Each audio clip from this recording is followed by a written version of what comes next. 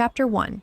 These are the names of the sons of Israel who came to Egypt with Jacob, each with his household: Reuben, Simeon, Levi, and Judah, Issachar, Zebulun, and Benjamin, Dan and Naphtali, Gad and Asher. All the descendants of Jacob were 70 persons. Joseph was already in Egypt. Then Joseph died, and all his brothers, and all that generation. But the people of Israel were fruitful and increased greatly. They multiplied and grew exceedingly strong, so that the land was filled with them. Now there arose a new king over Egypt who did not know Joseph, and he said to his people, "Behold, the people of Israel are too many and too mighty for us. Come, let us deal shrewdly with them, lest they multiply, and if war breaks out, they join our enemies and fight against us and escape from the land." Therefore they set taskmasters over them to afflict them with heavy burdens. They built for Pharaoh store cities, Pithom and Ramses. But the more they were oppressed, the more they multiplied and the more they spread abroad. And the Egyptians were in dread of the people of Israel. So they ruthlessly made the people of Israel work as slaves and made their lives bitter with hard service, in mortar and brick, and in all kinds of work in the field. In all their work, they ruthlessly made them work as slaves. Then the king of Egypt said to the Hebrew midwives, one of whom was named Shiphrah, and the other Puah, "When you serve as midwife to the Hebrew women and see them on the birth stool, if it is a son, you shall kill him, but if it is a daughter, she shall live." But the midwives feared God and did not do as the king of Egypt commanded them, but let the male children live. So the king of Egypt called the midwives and said to them, "Why have you done this, and let the male children live?" The midwives said to Pharaoh, "Because the Hebrew women are not like the Egyptian women, for they are vigorous and give birth before the midwife comes to them." So God dealt well with the midwives, and the people multiplied and grew very strong, and because the midwives feared God, he gave them families. Then Pharaoh commanded all his people, "Every son that is born to the Hebrews you shall cast into the Nile, but you shall let every daughter live." Chapter 2.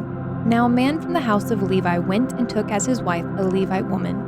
The woman conceived and bore a son, and when she saw that he was a fine child, she hid him 3 months. When she could hide him no longer, she took for him a basket made of bulrushes and daubed it with bitumen and pitch. She put the child in it and placed it among the reeds by the river bank. And his sister stood at a distance to know what would be done to him. Now the daughter of Pharaoh came down to bathe at the river, while her young woman walked beside the river. She saw the basket among the reeds and sent her servant woman, and she took it. When she opened it, she saw the child, and behold, the baby was crying. She took pity on him and said, "This is one of the Hebrews' children." Then his sister said to Pharaoh's daughter, "Shall I go and call you a nurse from the Hebrew women to nurse the child for you?" And Pharaoh's daughter said to her, "Go." So the girl went and called the child's mother. And Pharaoh's daughter said to her, "Take this child away and nurse him for me, and I will give you your wages." So the woman took the child and nursed him. When the child grew older, she brought him to Pharaoh's daughter, and he became her son. She named him Moses, because, she said, "I drew him out of the water." One day when Moses had grown up, he went out to his people and looked on their burdens, and he saw an Egyptian beating a Hebrew, one of his people. He looked this way and that, seeing no one, he struck down the Egyptian and hid him in the sand. When he went out the next day, behold, 2 Hebrews were struggling together. And he said to the man in the wrong, "Why do you strike your companion?" He answered, "Who made you a prince and a judge over us? Do you mean to kill me as you killed the Egyptian?" Then Moses was afraid and thought, "Surely the thing is known." When Pharaoh heard of it, he sought to kill Moses. But Moses fled from Pharaoh and stayed in the land of Midian, and he sat down by a well. Now the priest of Midian had 7 daughters, and they came and drew water and filled the troughs to water their father's flock. The shepherds came and drove them away, but Moses stood up and saved them, and watered their flock. When they came home to their father Reuel, he said, "How is it that you have come home so soon today?" They said, "An Egyptian delivered us out of the hand of the shepherds, and even drew water for us, and watered the flock." He said to his daughters, "Then where is he? Why have you left the man? Call him that he may eat bread." And Moses was content to dwell with the man. And he gave Moses his daughter Zipporah. She gave birth to a son, and he called his name Gershom. For he said, "I have been a sojourner in a foreign land." During these many days, the king of Egypt died, and the people of Israel groaned because of their slavery and cried out for help. Their cry for rescue from slavery came up to God, and God heard their groaning. And God remembered his covenant with Abraham, with Isaac, and with Jacob. God saw the people of Israel, and God knew. Chapter 3. Now Moses was keeping the flock of his father-in-law Jethro, the priest of Midian, and he led his flock to the west side of the wilderness, and came to Horeb, the mountain of God. And the angel of the Lord appeared to him in a flame of fire out of the midst of a bush. He looked, and behold, the bush was burning. yet it was not consumed. And Moses said, I will turn aside to see this great sight, why the bush is not burning. When the Lord saw that he turned aside to see, God called to him out of the bush, Moses, Moses. And he said, Here I am. Then he said, Do not come near, take your sandals off your feet, for the place on which you are standing is holy ground. And he said, I am the God of your father, the God of Abraham, the God of Isaac, and the God of Jacob. And Moses hid his face, for he was afraid to look at God. Then the Lord said, I have surely seen the affliction of my people who are in Egypt, and I have heard their cry because of their taskmasters. I know their sufferings, and I have come down to deliver them out of the hand of the Egyptians, and to bring them up out of the land to a good and broad land, a land flowing with milk and honey, to the place of the Canaanites, the Hittites, the Amorites, the Perizzites, the Hivites, and the Jebusites. And now, behold, the cry of the people of Israel have come to me, and I have also seen the oppression with which the Egyptians oppress them. Come, I will send you to Pharaoh, that you may bring my people, the children of Israel, out of Egypt. But Moses said to God, Who am I, that I should go to Pharaoh and bring the children of Israel out of Egypt? He said, But I will be with you, and this shall be the sign for you, that I have sent you. When you have brought the people out of Egypt, you shall serve God on this mountain.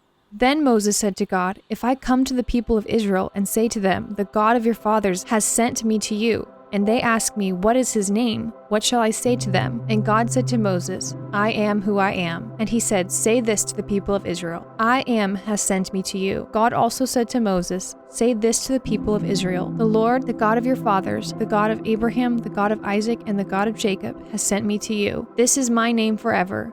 And thus I am to be remembered throughout all the generations. Go and gather the elders of Israel together, and say to them, The Lord, the God of your fathers, the God of Abraham, of Isaac, and of Jacob, has appeared to me, saying, I have observed you and what has been done to you in Egypt, and I promise that I will bring you up out of the affliction of Egypt to the land of the Canaanites, the Hittites, the Amorites, the Perizzites, the Hivites, and the Jebusites, a land flowing with milk and honey. And they will listen to your voice, and you and the elders of Israel shall go to the king of Egypt and say to him, The Lord, the God of the Hebrews, has met with us, and now please let us go a 3-day journey into the wilderness, that we may sacrifice to the Lord our God. But I know that the king of Egypt will not let you go unless compelled by a mighty hand. So I will stretch out my hand and strike Egypt with all the wonders that I will do in it. After that he will let you go, and I will give this people favor in the sight of the Egyptians. And when you go, you shall not go empty, but each woman shall ask of her neighbor and any woman who lives in her house for silver and gold jewelry and for clothing. You shall put them on your sons and on your daughters, so you shall plunder the Egyptians. Chapter 4. Then Moses answered, But behold, they will not believe me or listen to my voice, for they will say, The Lord did not appear to you. The Lord said to him, What is that in your hand? He said, A staff. And he said, Throw it on the ground. So he threw it on the ground, and it became a serpent. And Moses ran from it. But the Lord said to Moses, Put out your hand and catch it by the tail. So he put out his hand and caught it, and it became a staff in his hand, that they may believe that the Lord, the God of their fathers, the God of Abraham, the God of Isaac, and the God of Jacob, has appeared to you. Again the Lord said to him, Put your hand inside your cloak. And he put his hand inside his cloak. And when he took it out, behold, his hand was leprous, like snow. Then God said, Put your hand back inside your cloak. So he put his hand back inside his cloak, and when he took it out, behold, it was restored like the rest of his flesh. If they will not believe you, God said, or listen to the first sign, they may believe the latter sign. If they will not believe even these 2 signs, or listen to your voice, you shall take some water from the Nile and pour it on the dry ground. And the water that you shall take from the Nile will become blood on the dry ground. But Moses said to the Lord, O my Lord, I am not eloquent either in the past or since you have spoken to your servant, but I am slow of speech and of tongue. Then the Lord said to him, Who has made man's mouth? Who makes him mute or deaf or seeing or blind? Is it not I, the Lord? Now therefore go, and I will be with your mouth and teach you what you shall speak. But he said, Oh my Lord, please send someone else. Then the anger of the Lord was kindled against Moses, and he said, Is there not Aaron your brother, the Levite? I know that he can speak well. Behold, he is coming out to meet you, and when he sees you, he will be glad in his heart. You shall speak to him and put the words in his mouth, and I will be with your mouth and with his mouth, and will teach you both what to do. He shall speak for you to the people, and he shall be your mouth, and you shall be as God to him. And take in your hand this staff with which you shall do the signs. Moses went back to Jethro his father-in-law and said to him, Please let me go back to my brothers in Egypt to see whether they are still alive. And Jethro said to Moses, Go in peace. And the Lord said to Moses in Midian, Go back to Egypt, for all the men who were seeking your life are dead." So Moses took his wife and his sons and had them ride on a donkey and went back to the land of Egypt. And Moses took the staff of God in his hand. And the Lord said to Moses, "When you go back to Egypt, see that you do before Pharaoh all the miracles that I have put in your power, but I will harden his heart so that he will not let the people go. Then you shall say to Pharaoh, 'Thus says the Lord, Israel is my firstborn son, and I say to you, let my son go, that he may serve me. If you refuse to let him go, behold, I will kill your firstborn son.'" At a lodging place on the way, the Lord met him and sought to put him to death. Then Zipporah took a flint and cut off her son's foreskin and touched Moses' feet with it and said, "Surely you are a bridegroom of blood to me." So he let him alone. It was then that she said, "A bridegroom of blood," because of the circumcision. The Lord said to Aaron, "Go into the wilderness to meet Moses." So he went and met him at the mountain of God and kissed him. And Moses told Aaron all the words of the Lord, with which he had sent him to speak, and all the signs that he had commanded him to do. Then Moses and Aaron went and gathered together all the elders of the people of Israel. Aaron spoke all the words that the Lord had spoken to Moses and did the signs in the sight of the people, and the people believed. And when they heard that the Lord had visited the people of Israel, and that he had seen their affliction, they bowed their heads and worshipped. Chapter 5. Afterward Moses and Aaron went and said to Pharaoh, "Thus says the Lord, the God of Israel, let my people go, that they may hold a feast to me in the wilderness." But Pharaoh said, "Who is the Lord, that I should obey his voice and let Israel go? I do not know the Lord, and moreover, I will not let Israel go." Then they said, "The God of the Hebrews has met with us. Please let us go a 3-day journey into the wilderness, that we may sacrifice to the Lord our God, lest he fall upon us with pestilence or with the sword." But the king of Egypt said to them, "Moses and Aaron, why do you take the people away from their work? Get back to your burdens." And Pharaoh said, "Behold, the people of the land are now many, and you make them rest from their burdens." The same day Pharaoh commanded the taskmasters of the people and their foremen, "You shall no longer give the people straw to make bricks, as in the past. Let them go and gather straw for themselves. But the number of bricks that they made in the past you shall impose on them. You shall by no means reduce it, for they are idle. Therefore they cry, 'Let us go and offer sacrifices to our God.' Let heavier work be laid on the men, that they may labor at it, and pay no regard to lying words." So the taskmasters and the foremen of the people went out and said to the people, "Thus says Pharaoh, I will not give you straw. Go and get your straw yourselves, wherever you can find it, but your work will not be reduced in the least." So the people were scattered throughout all the land of Egypt to go gather stubble for straw. The taskmasters were urgent, saying, "Complete your work, your daily task each day, as when there was straw." And the foremen of the people of Israel, whom Pharaoh's taskmasters had sent over them, were beaten and were asked, "Why have you not done all your task of making bricks today and yesterday as in the past?" Then the foreman of the people of Israel came and cried to Pharaoh, "Why do you treat your servants like this? No straw is given to your servants, yet they say to us, 'Make bricks,' and behold, your servants are beaten, but the fault is in your own people." But he said, "You are idle. You are idle. That is why you say, 'Let us go and sacrifice to the Lord.' Go now and work. No straw will be given you, but you must still deliver the same number of bricks." The foremen of the people of Israel saw that they were in trouble when they said, "You shall by no means reduce your number of bricks, your daily task each day." They met Moses and Aaron, who were waiting for them, as they came out from Pharaoh. And they said to them, "The Lord look on you and judge, because you have made us stink in the sight of Pharaoh and his servants, and have put a sword in their hand to kill us." Then Moses turned to the Lord and said, "O Lord, why have you done evil to this people? Why did you ever send me? For since I came to Pharaoh to speak in your name, he has done evil to this people, and you have not delivered your people at all."